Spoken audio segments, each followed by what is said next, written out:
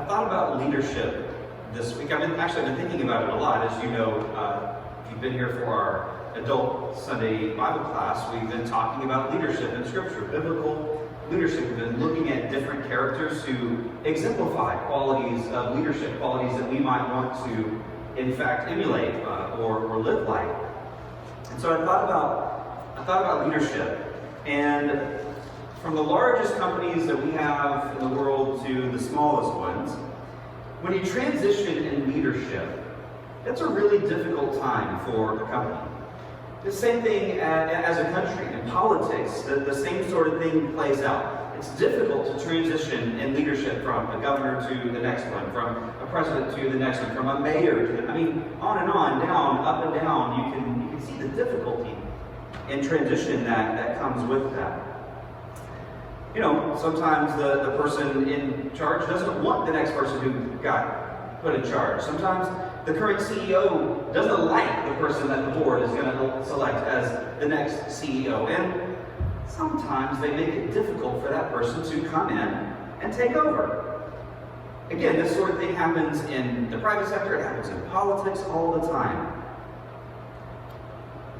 But think about somebody dying while they're in power and the difficulty that brings. Now, what's crazy, and let me just say this. Okay, I thought about JFK, and I thought about how many of you remember that fateful day, right? Some of you grew up remembering that day. And then this morning, completely unbeknownst to me this week, as I thought about John F. Kennedy, the fact that he was assassinated in office, that's today. That's literally this day in history. I did not remember. Obviously I knew it was in November, but I'm too young to have been alive when that day does not stick out to me as a day to remember all the time. And then this morning, I get up and doing what I do. I was on Twitter, and a news person tweeted out about the fact that today, and I had already planned on bringing up the fact that JFK was assassinated, that transitioning power after somebody dies is an especially difficult moment. And then I was actually reminded, no, today is that day. And it just struck me as it all coming together really well, what I wanted to say. So our country has experienced this a couple of times in the past. And JFK, like I said, was that one that I really thought of. And even though we have a system set up, our country has a system set up for the vice president to assume, control of the executive branch upon, something like that happening. There are always difficulties whenever this sort of thing happens. Not to mention the national mourning that we go through, right, that we went through on those days. The story that we're about to read in Isaiah actually includes one of these moments. And we don't think about the story from that perspective a lot. We think about it just from the perspective of what happens to Isaiah. But the situation that's going on in Israel at the time is equally as important. It's why Isaiah mentions it at the very beginning of this chapter. It plays a prominent role. Now, Isaiah's book, the first 5 chapters, begin with prophecy. His book, it just launches straight into prophecy. We have no backstory on Isaiah. We don't know where he comes from. We don't know who he is. It just launches right into his prophetic ministry. Which, I guess, isn't all that surprising. He is a prophet, after all. But again, for the first 5 chapters, we know nothing about him. Chapter 6 gives us a little bit of that detail. But his call, like I said, comes at a difficult time for Israel. King Uzziah died in the same year that his call happens. The nations of Israel and Judah are in dire straits in Isaiah's prophetic ministry. They've been off course for a long time. And though God has tried to guide them back, although God has tried to push them back onto course, about Jonah last week and how off course he was, the things that God did to get him back on course, that's what God was doing for the nations of Israel and Judah. And in particular, Judah faced a very uncertain future at this time. Because now they're going to have to go through a difficult transition of leadership. Being a prophet during such a tumultuous time, I imagine was very difficult, very unnerving. So let's read from Isaiah 6, and then we'll talk about what's going on here. Beginning in verse 1, the word of the Lord in Isaiah. It was in the year King Uzziah died that I saw the Lord. He was sitting on a lofty throne, and the train of his robe filled the temple. Attending him were mighty seraphim, each having 6 wings. With 2 wings they covered their faces, with 2 they covered their feet, and with 2 they flew. They were calling out to each other, Holy, holy, holy is the Lord of heaven's armies. The whole earth is filled with his glory. Their voices shook the temple to its foundations, and the entire building was filled with smoke. Then I said, it's all over. I am doomed, for I am a sinful man. I have filthy lips, and I live among a people with filthy lips. Yet I have seen the King, the Lord of heaven's armies. Then one of the seraphim flew to me with a burning coal he had taken from the altar with a pair of tongs. He touched my lips with it and said, See, this coal has touched your lips. Now your guilt is removed, and your sins are forgiven. Then I heard the Lord asking, Whom should I send as a messenger to this people? Who will go for us? I said, Here am I. Send me. All right, a shorter reading today, but some good stuff to talk about here in Isaiah chapter 6. So I want to talk about being cleansed and called, which is what happens to him. But again, we need to talk about transition. So as I mentioned just a couple minutes ago, transitions are uncertain times. They make people anxious. Anybody kind of feeling that right now in our country? The anxiety? Look no further than every 4 years in our own country, where we have a transition in leadership, potential transition in leadership, at the top of the leadership in our country. Elections are always contentious, and the truth is, we always place too much significance on them. Every 4 years, we work ourselves up to a tizzy, and then life just goes back to normal, for the most part. The same could be said for the Israelites. Isaiah's call comes at a difficult moment in their history. Their king is dead in Judah. Uzziah has died. A relatively decent king, by all accounts. And though they all knew that the kingship would pass to his son, because that's how monarchies work, these moments of transition are still difficult. What does Isaiah see in this moment in history? Does he see God fulfilling some grand purpose for the kingship? Well, that would be nice, wouldn't it? It would be nice for Isaiah to present a message to the people that God has not given up on the kings just because this good king has died. No, things are going to continue. That's not what he sees. He could see some grand vision of this glorious future to come where there's no king any longer. That's not what he sees either. What does God show him? God shows Isaiah himself, the Lord, sitting on his own throne. Now, why is that significant? I think this is a really beautiful moment of the Lord reminding Isaiah that though things may be tense, though things may look unsettled from your point of view, from where I sit, I'm in control of all of it. What an absolutely amazing message for Isaiah to receive, and then to be able to pass along to the people who are greatly anxious and troubled and worried about the immediate future of their country. What's going to happen with them? Though that coming transition seems unnerving and anxious-inducing, anxiety-inducing, though their earthly king is gone, the Lord is not resting. And the Lord is not gone all of a sudden because Uzziah is dead. The Lord is not resting, and he sees from his heavenly throne what's happening in this moment. I think that might be a good reminder for us right now as well. The Lord sees and is aware of what's going on his heavenly throne. And it isn't just the Lord Isaiah gets to see either. He sees this beautiful scene play out, right? Where the Lord is on his throne.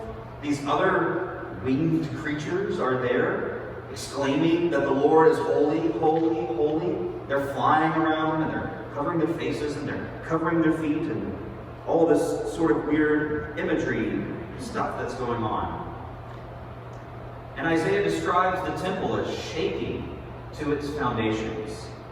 And I wonder if it wasn't more Isaiah shaking in this moment than it was the temple shaking to its foundations, although that probably happened as well. But I can imagine Isaiah's there just, okay, what do I do now? I'm in the presence of the Lord. What am I supposed to do as he stands there before him? And we've discussed this before, the name of the Lord that gets used here, the Lord of heaven's armies, or the Lord of hosts, the Lord who is the mighty one. And they call him this, these winged creatures, these seraphim. Again, difficult moment of transition that they're going through, that Isaiah is a part of right now with the king dying. What reminder do they need? Not just that the Lord is on his throne, but the Lord is powerful and mighty to save. That though they are beset by foreign enemies, the Lord is with them and fights for them. But of course, what the Israelites misunderstand, and I think what we sometimes misunderstand, is that we assume that the Lord is going to fight on our behalf no matter what. But of course, what do the seraphim say about the Lord? That he is holy, holy, holy. What is demanded of us, his people? To be holy, holy, holy. The Lord even says that to us. Be holy as I am holy. So the Israelites missed it, and we do too sometimes. We just assume that God is going to fight for us no matter what we're doing, no matter how we're living, no matter what actions we take. And we forget about holiness. We forget that holiness is what God is looking for all along. Our holiness is what counts when it comes to God fighting on our behalf. And so we have to get clean. We have to get cleansed. And of course, this is precisely what we're about to talk about, Isaiah realizes of himself in this moment. That he is unclean. That he is not worthy.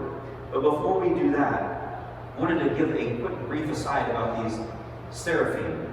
Now, you've seen these creatures either in this passage or in Revelation, and there are a couple of other places that they're mentioned. The truth is, there's not a lot we know about them. Other than the little bit that gets mentioned here, there's not a lot that we know about them. They're really quite strange. They're this amalgamation of different animals put into these beings. And the question, of course, is why? What are they? What purpose do they serve? Well, clearly, one of the purposes they serve is to praise God, right? To be part of this heavenly court scene. But again, we know very little about them. The fact that they're this amalgamation, that they're this kind of conglomeration of all these different creatures into one, has led some scholars to surmise that their inclusion is meant to emphasize God's authority over all of creation. That there is no creature that is not created by God and that is not under God's control. But whether that's the exact nature of what they are, I don't know that for certain. But it's an interesting theory nonetheless. Whatever they are, whoever they are, ultimately they are a reminder that all things praise the Creator. And I think that's an important thing for us to remember. All right. Let's talk about the fact that Isaiah is unworthy, or deems himself unworthy in this moment. Because within this amazing scene that we just set up, or that has been set up for us, we've been invited to see Isaiah's lack, where he fails, how he is, in fact, unworthy. Before the holiness and the greatness of God, Isaiah realizes that he is meager and lowly, that he does not stack up against the Lord.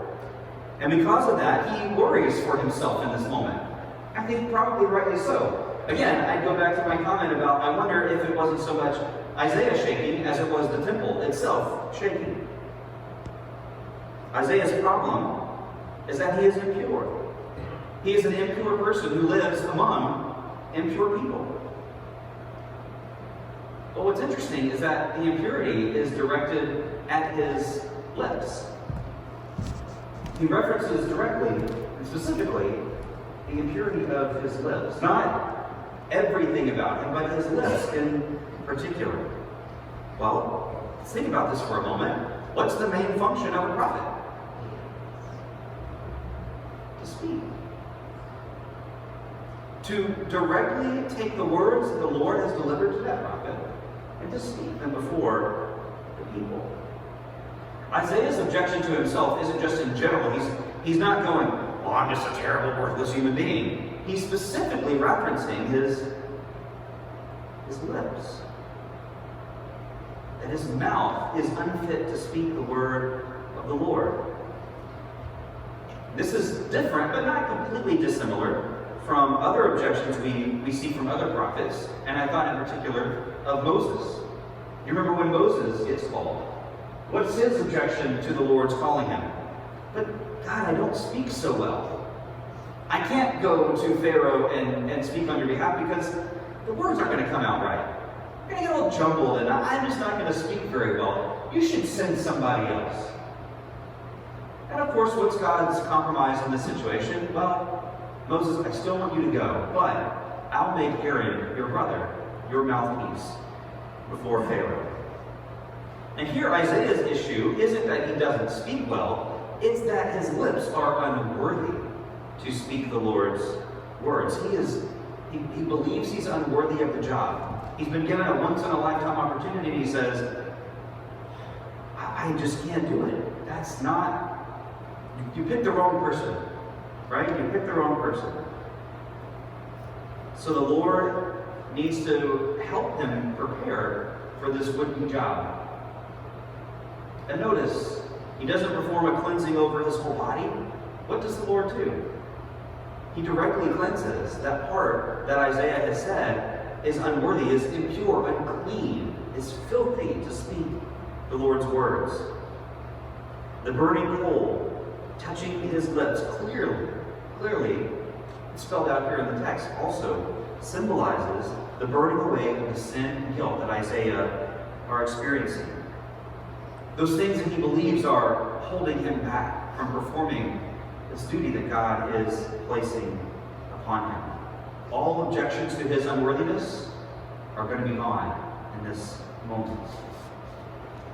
I wonder, have you ever had one of those dreams where you wake up and all of a sudden you touch your arm or you touch that part of what you still feel the moment that you were in that dream? Anybody ever had that happen? You wake up and you still feel where that person was grabbing you on your arm or something like that. I wonder if Isaiah awoke from this vision and immediately goes, are they burned? No, okay, all right, I'm not burned. You know, I can see him waking up from this moment and visually touching himself, trying to make sure that he didn't really get burned in this moment.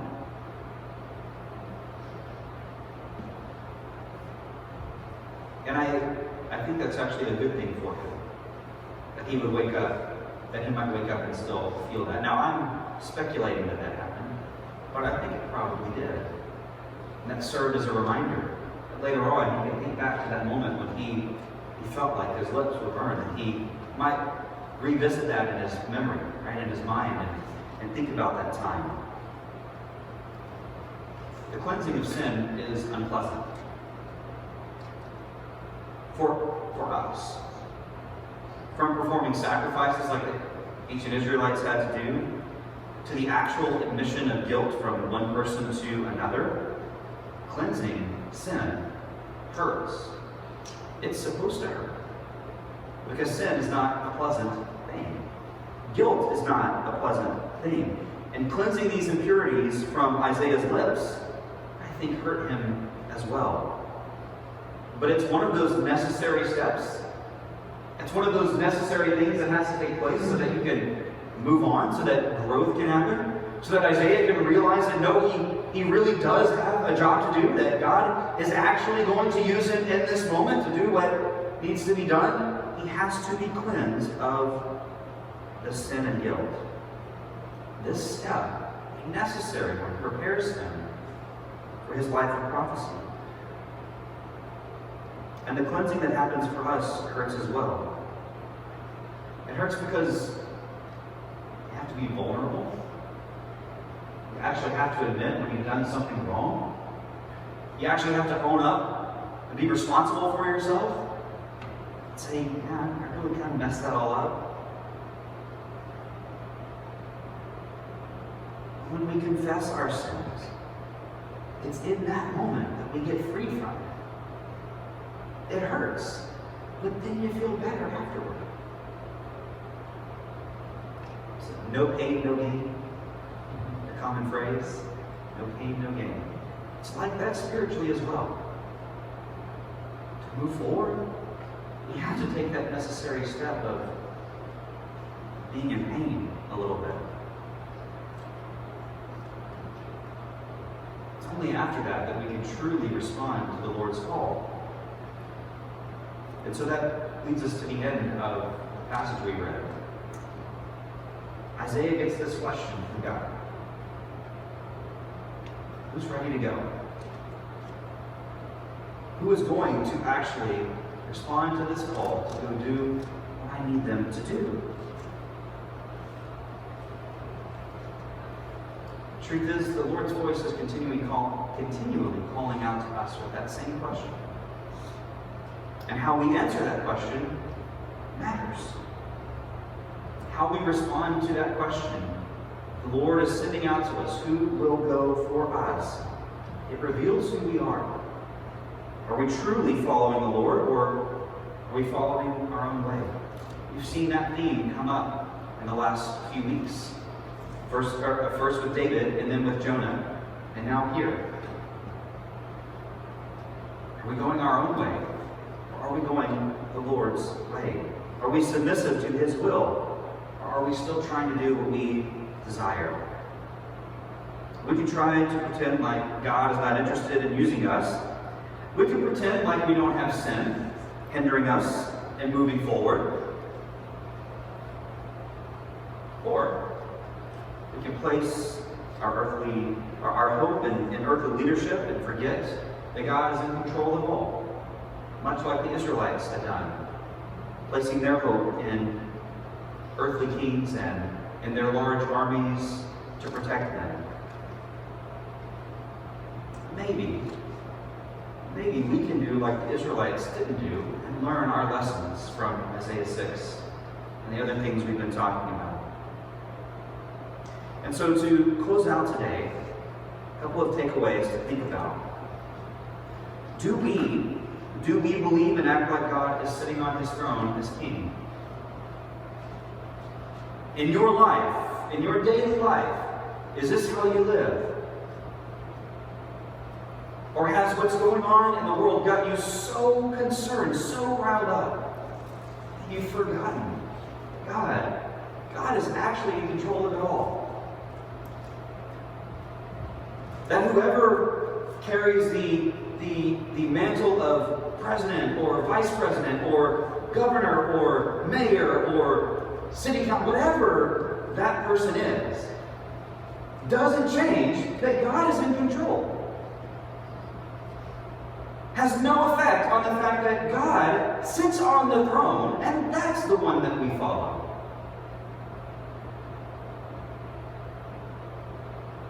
Do we really believe and then act like God is King of this world? Because if we do, then it changes how we look at what's going on around us. Not that things can't make us sad. Not that we can't be even distraught by the way that people live and act. But ultimately, our hope does not rest in whoever the president is. Ultimately, our hope does not rest in whoever's in charge of this or that. Ultimately, our hope rests in the fact that God is King. The Lord sits on his throne. We live that way. We act that way. And then the second thing is, are we willing to say, here I am, send me. I'm ready to be sent. That can be a difficult thing to say.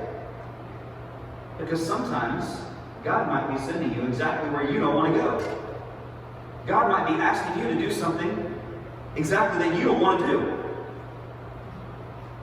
But are we willing to say, here I am, send me, anyway? Is following God more important than getting our way? Isaiah chapter 6 is an important chapter for us.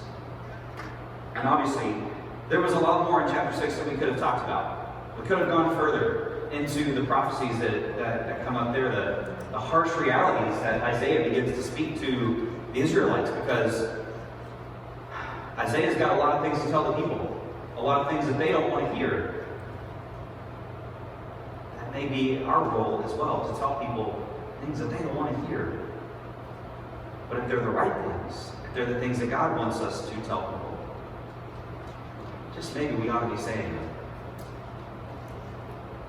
All right, so we come to our family time now. Time to close out together, to offer that time that if there's some prayer need, prayer concern that you have. I know that I was looking just a little bit ago before I got up here to speak, that Mary and Samantha sent another email asking for prayers. And so I will, afterward, I'll read that and we'll offer some prayers for that. But that's what this time is for. This time is to pray together, to support each other. It's also a time that if you want to dedicate your life to God, that's what this time is also for. And maybe you're ready to do that. Or maybe you've done it before and you need to express that again, that joy for God, that you want to dedicate your life to God. That's what we're here for, to support each other in that way. So whatever concerns, needs, prayer requests you have, we want to hear those and support you. So let us know about them as we stand and sing.